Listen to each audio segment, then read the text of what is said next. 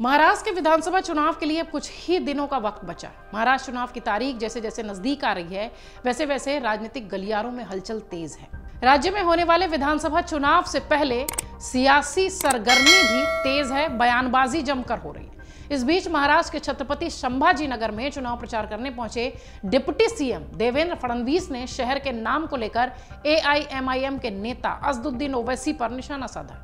इस दौरान उन्होंने वोट जिहाद का जवाब धर्म युद्ध से देने का आह्वान किया। वहीं अब असदुद्दीन ओवैसी ने भी उप मुख्यमंत्री देवेंद्र फडणवीस के बयान पर पलटवार करते हुए बड़ा बयान दिया। आपको बताते हैं कि आखिर फडणवीस ने अपने बयान में ऐसा क्या कहा कि जिस पर एआईएमआईएम के प्रमुख असदुद्दीन ओवैसी भड़क गए। हैदराबाद के सांसद और एआईएमआईएम के प्रमुख असदुद्दीन ओवैसी ने औरंगाबाद में पार्टी उम्मीदवार इम्तियाज जलील और नासिर सिद्दीकी के समर्थन में एक चुनावी रैली को संबोधित किया। इस दौरान उन्होंने बीजेपी पर जमकर हमला बोला। ओवैसी ने फडणवीस पर हमला करते हुए कहा कि महाराष्ट्र के डिप्टी सीएम इस शहर में आए थे और आकर गैर जरूरी मेरा नाम अपनी जुबान पर लाए।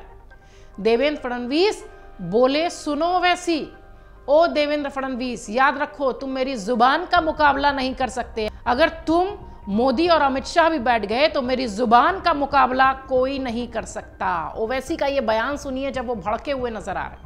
महाराष्ट्र के डिप्टी चीफ मिनिस्टर इस तारीखी शहर को आए थे और आकर गैर जरूरी मेरा नाम अपनी जबान पर लाए। हाँ, देवेंद्र फडणवीस बोले, सुनो ओवैसी, ए देवेंद्र फडणवीस, याद रखो तुम मेरी जबान का मुकाबला नहीं कर सकते ना। अगर तुम मोदी अमित शाह भी बैठ गए तो मेरी जबान का मुकाबला नहीं कर सकते। उप मुख्यमंत्री पर पलटवार करते हुए ओवैसी ने अपने बयान में यही कहा कि हमारे पूर्वजों ने अंग्रेजों के खिलाफ जिहाद किया था और फडणवीस अब हमें जिहाद के बारे में सिखा रहे हैं। प्रधानमंत्री नरेंद्र मोदी, केंद्रीय मंत्री अमित शाह और देवेंद्र फडणवीस एक साथ मिलकर भी मुझे बहस में नहीं हरा सकते।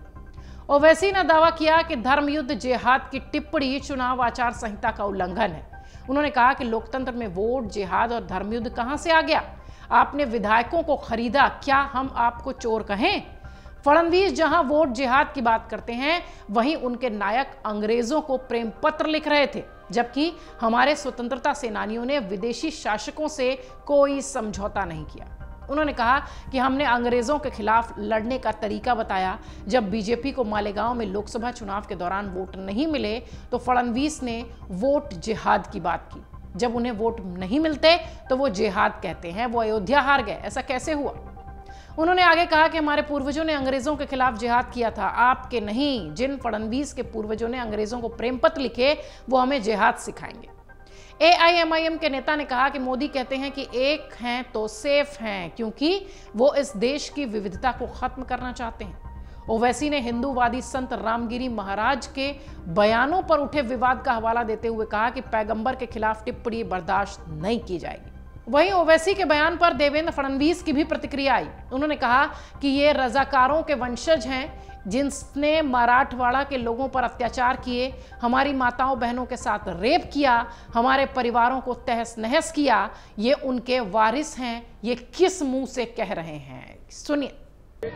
ऐसा है, ये रजाकारों के वंशज है, जिन रजाकारों ने हमारे तमाम मराठवाड़ा के लोगों पर अत्याचार किए, जमीनें लूटी, जिन्होंने हमारी महिलाओं की अस्मत को लूटने का प्रयास किया, हमारे परिवारों को तहस नहस किया, ये उनके वारिस है।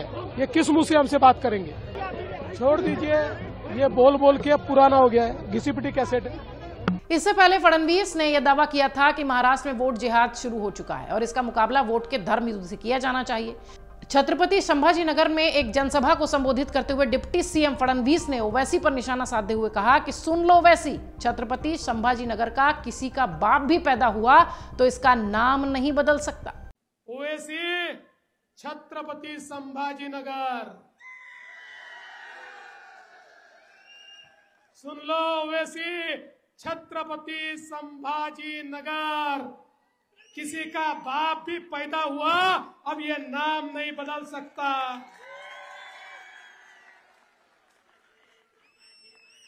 काल त्या MIMची सभा झाली आणि त्या सभेमध्ये एक महिला होती. ती महिला म्हणाली, ये कौन संभाजी राजा है, ये कैसे संभाजीनगर हो गया. अरे त्यांना माहिती नाही, देश धर्म पर मिटने वाला शेर शिवा का छावा था, महापराक्रमी परम प्रतापी एक ही शंभू राजा था. इसके अलावा एक अन्य बयान में देवेंद्र फडणवीस ने यह भी कहा था कि इस चुनाव में वोट जिहाद का जवाब वोटों के धर्म युद्ध से दिया जाना चाहिए. हम लोगों ने पिछले चुनाव में वोट जिहाद देखा.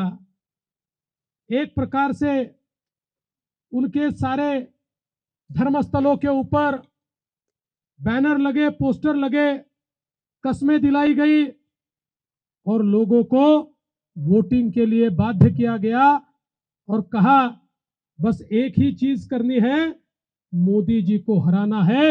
ये कहकर एक वोट जिहाद किया गया. हम लोग थोड़े सोए हुए थे, इसलिए कई जगहों पर हम लोगों को मात खानी पड़ी. लेकिन अब वोट जिहाद का जवाब वोट के धर्म युद्ध से हमको देना है और अब कोई भी सोएगा नहीं. अब सबको मतदान के लिए जाना है, सबको वोट करना है. बयानबाजी अपने चरम पर है. महाराष्ट्र में विधानसभा चुनाव के लिए 20 नवंबर को वोट डाले जा रहे हैं. मतों की गिनती 23 नवंबर को होगी. उससे पहले राज्य में सियासी बयानबाजी आप देख ही रहे हैं. अब देखना यह है कि जनता किसके बात में आती है, किसके नारे, किसके दावे, किसके बयान जनता को रास आते हैं. 23 नवंबर मतगणना का दिन है और उस दिन पता चलेगा कि इन बयानबाजियों का असर किसका हुआ ज्यादा. अगर आप ये वीडियो YouTube पर देख रहे हैं तो हमारे चैनल को सब्सक्राइब कर बेल आइकन दबाएं और Facebook पर देख रहे हैं तो हमारे पेज को लाइक करें. 8 मिलियन प्लस सब्सक्राइबर, आपके इस भरोसे के लिए बहुत धन्यवाद.